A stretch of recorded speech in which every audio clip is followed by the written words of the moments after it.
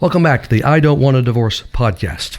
We are working as hard as we can to help spouses in marital crisis, save marriages, and when divorce does happen, and there are times it cannot be avoided, we're going to help people heal, recover, and get a reset in their lives. Now, for all things related to Dave Clarke, all my resources, go to my website, davideclarkephd.com, davideclarkephd.com, Clarke with an E. It's all there. I've gotten some great feedback, even this last week, from people that say, boy, Dave, we appreciate all the value that you're providing, because you see some of these podcasts and videos that don't really have a lot of value and not a lot of content. We are giving real content. Well, there's more in the books, of course, but I'm covering things that are specific and hopefully helpful to you. Now, one of the resources you'll see on my website is my phone advice service. You can talk to me by phone for 45 minutes. It will cost you the same that it costs to see me here in my office if you were sitting on my blue couch. Same price. All right? We simply set it up by email. You can email me, davideclarkephd@gmail.com, davideclarkephd, Clarke with an E, @gmail.com. We set it up by email. I have you call once we set the time. You call 2 minutes. It's always 2 minutes. I've got this down to a science. 2 minutes early, I get your credit card information. I run it. We talk for the 45. I can get the background, and no matter what your situation is, you'll have a plan of action by the end of that 45 minutes. 70% of my practice now is these phone advice sessions, which I might do one, I might do two. I give you the plan, and you move forward. Now, don't forget the contest we are running now. Through the end of August. August 31st is the deadline for your submissions. I want you to email me your answer to this statement. And those of you who are married to a narcissist now, or who were married to a narcissist or have a narcissist in your life, you'll have answers. Okay, the answer to this question, or to this statement, I should say, you might be married to a narcissist if he or she fill in the blank. All right? Email me at David E. Clarke, again, you know the email address, davideclarkephd@gmail.com. The top 10 answers will receive 2 free books. One, of course, my book on narcissism and abuse, Enough is Enough, How to Leave an Abusive Relationship, and any other, I have 14 other books other than this one, so you can have any one of those books you want, and you choose. If you win, if you're a winner, then I will email you and indicate that you've won. We're accepting your response as one of the top 10, answers to the narcissism question. I will ask for your address and the second book that you want. I'll let the blonde know, my wonderful Sandy. She will send those books to you. And I'm going to do a series of podcasts on those responses. Narcissism is running rampant in our society from the top down. The breakdown of the family, the divisions in society, and just the me focus that's been in place, frankly, since the 60s, is churning out narcissists. So this is a timely contest.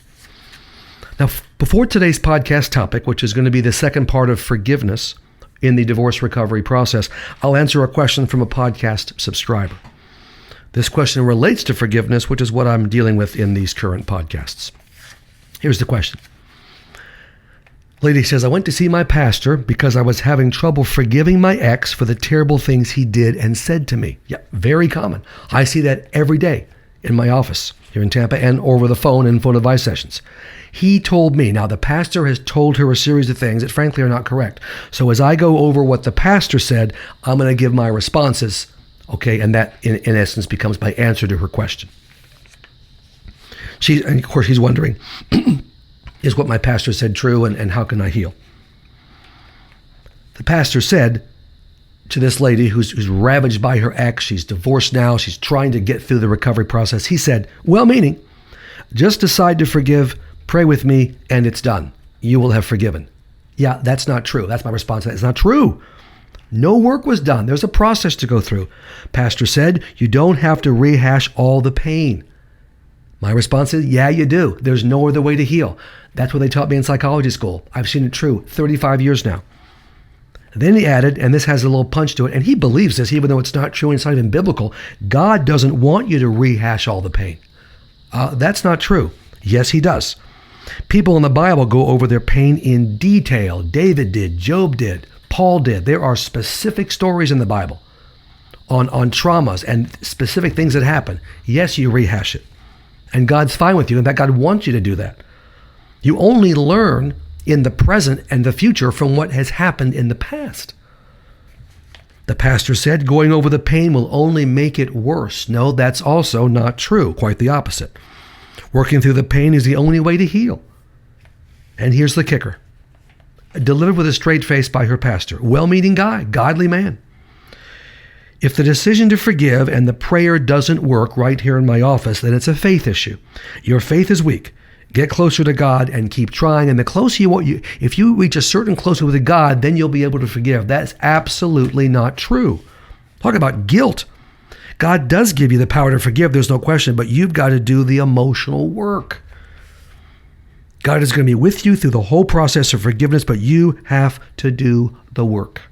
And it's not just a spiritual issue. I have known big-time godly people here in my office, 70, 80 years old, 60 years old, who have walked with the Lord, who know him deeply, who've served him faithfully. And they have trouble forgiving someone who really gouged them, who divorced them, who had an affair on them, who harmed one of their children, who fired them from a job just before they got their retirement benefits, whatever the issue might be. All right? And they're closer to God than I'll ever be, and they have problems with recovery. So it's not a faith issue. God's power is involved, but it's not your faith in God that determines forgiveness. And I told this lady, you know what? God love your pastor, stay in the church, serve faithfully, but don't go to him on the issue of forgiveness again. He doesn't know what he's talking about. Now, today's topic, how to forgive, part 2 on forgiveness. Now, we're going to start with your past pain list.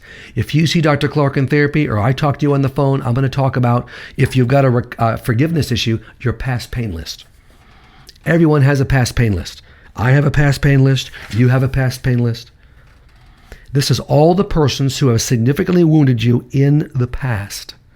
You know, nobody escapes serious wounds growing up. Nobody escapes serious wounds in adulthood. No one. And so these people and their individual people make your past pain list. I'm talking about major wounds, not minor wounds.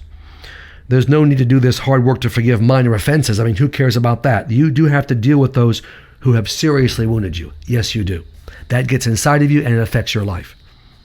So in the upcoming podcasts, we're going to deal first with those on your past pain list who caused you big pain in the marriage and in the divorce process. God makes the list because he allowed it. Maybe you have issues with him, probably do. God, yourself. All right, forgiving yourself is important. We'll get more into that in the next podcast. Your ex, of course, and others. These others could include family members who disappointed you, your adult children who turned on you, friends who were not helpful, pastors, counselors, gave bad advice, harmed you, sided with your crazy ex, whatever. We have to deal with those people. Then, once we've done that, we'll deal with all the others who wounded you in your life up to now. These could include your parents, step-parents, siblings, previous spouses, previous intimate partners, friends, and anyone who caused you significant trauma. They're on the list. God wants to use the divorce recovery process to clean out all your pain. That's what he has in mind. It's like an infection. If you have an infection, you better kill the entire infection or it stays and it multiplies and it will kill you. Okay, there are 3 basic steps to forgiveness. I'm going to cover these at 30,000 feet. As my good friend Dave Dorsey said, who I saw just yesterday at my hairstylist, not a barber, it's a hairstylist. This kind of hair is carefully styled. Actually, it's just, anyway, Dave Dorsey used to always say, he was my pastor, we're going from a 30,000 feet here, just covering the basics. Well, that's what I'm doing here. We're going to get the specifics in future podcasts. Okay, 3 steps to forgiveness. Now, these steps are easy to communicate. They're very difficult to do, but I need to cover them. And frankly, I urge you to work with a solid, experienced Christian therapist to accomplish the work of forgiveness.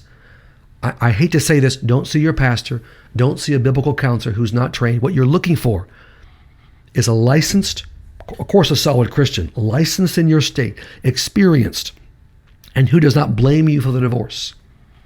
Look, we're better at this issue of forgiveness because this is what we do for a living. And we don't just take the spiritual approach, we take the spiritual and emotional approach. Now focus on the family. We'll have a list of therapists, Christian therapists in your area. You just have to vet them very carefully, go to their website, check them out. You want to know what what they're into and their point of view, their approach. For example, you go to my website, davideclarke.phd.com, Clarke with an E, developed by Dugas Creative. You will see a lot about Dave Clarke. You're going to have no question what I'm about. The books I've written, the approach I take, these podcasts are on there. I've got 150 or 60 of them. I've got 40, 50, 60 Ask Dr. Clarke videos. You're going to know my point of view, my training, and my approach. People call me on the phone. We set up a phone advice session. They feel like they already know me. That's because they do. So check out each therapist very carefully.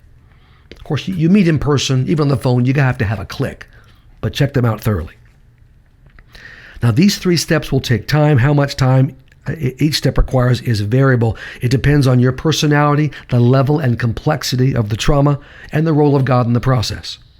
You rely on your God and your therapist for guidance. Now, in my phone advice, I often get people started. I give them the basic game plan, these steps of healing, and then they follow up with a local Christian therapist. Now, for each person you need to forgive on your past pain list, you'll follow these 3 steps. Step 1, verbal venting. Very important. You talk through the pain the person caused you with 3 persons, all right?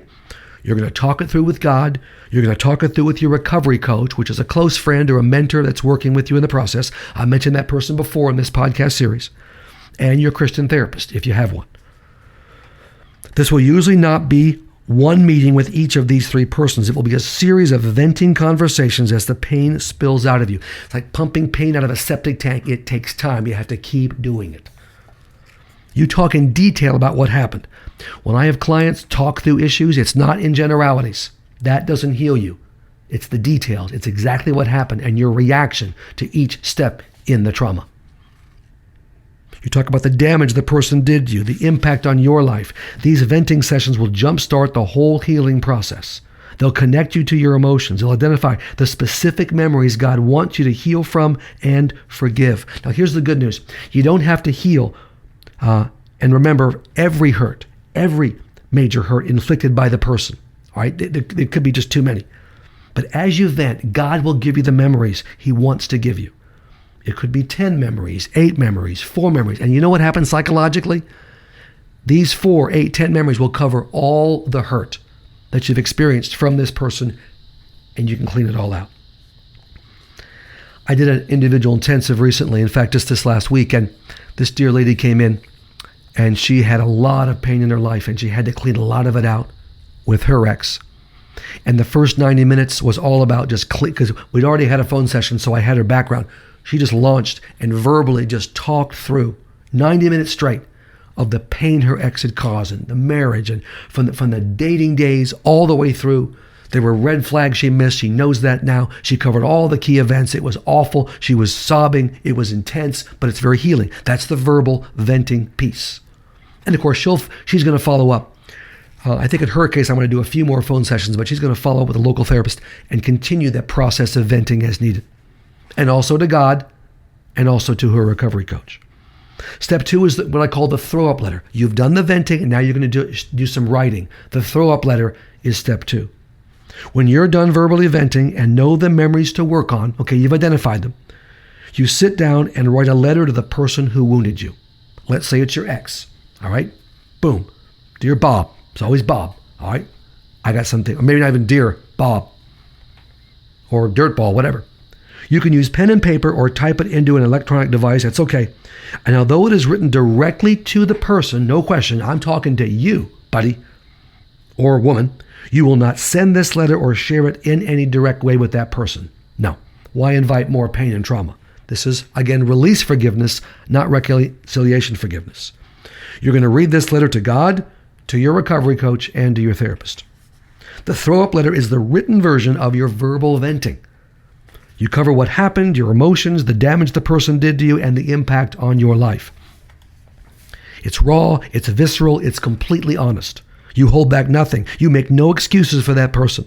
You show no understanding or compassion for that person. You offer not the slightest hint of forgiveness in this throw-up letter. That's the next letter. This is not this letter. Don't make excuses for the person. This minimizes the pain, avoids it, and you don't heal. This, a couple weeks ago in my office, a lady's talking, and I think it might have been another individual intensive. Anyway, she's talking through about her ex, And she was making excuses for him. He'd hurt her terribly, traumatized her, sexually, financially, turned the kids against her. And she said to me, she's trying to avoid the pain. She said, you know what, Dave? He had a hard childhood. He has traumas. I said, I could care less, and frankly, God could care less. That has nothing to do with your healing. We give him no excuses. We don't give him a pass. Not in this phase. You let the person have it. You dump it all out in this throw-up letter. I mean, it is intense and raw and just pouring out, pumping out, literally throwing up on paper. That's why I call it throw-up letter. This intensive lady I just told you about, in the second 90 minutes of the day, I do a 90-minute afternoon session as well. She read to me the throw-up letter. She'd vented in the first session, right? 90 minutes, and now she's writing out the throw-up letter, and she read that 30-plus pages long, covering the verbal stuff and just expressing it directly to, reading it to me, but really reading it to her ex. Powerful healing. Let me read just a few verses from Psalm 69. This is David talking. This is his throw-up letter. One of them. Psalm 69, selected portions here. Save me, O God, David says, for the waters have come up to my neck. I sink in the miry depths where there is no foothold. I have come into the deep waters. The floods engulf me. I am worn out calling for help. My throat is parched. My eyes fail. Those who hate me without reason outnumber the hairs of my head. Wow. You know how I am scorned, disgraced, and shamed. Also, Psalm 69. All my enemies are before you. Scorn has broken my heart and has left me helpless. Can you relate to this? In divorce recovery, I know you can. Any trauma. He's desperate. He's hurting. And he's being honest about it. I looked for sympathy, but there was none. Never been in that situation? For comforters, but I found none. Nobody around me seems to get it. My pastor doesn't get it. My friends don't get it. My family doesn't get it. Then David, see, here's the direct. He's not giving his enemies a pass, and God isn't either.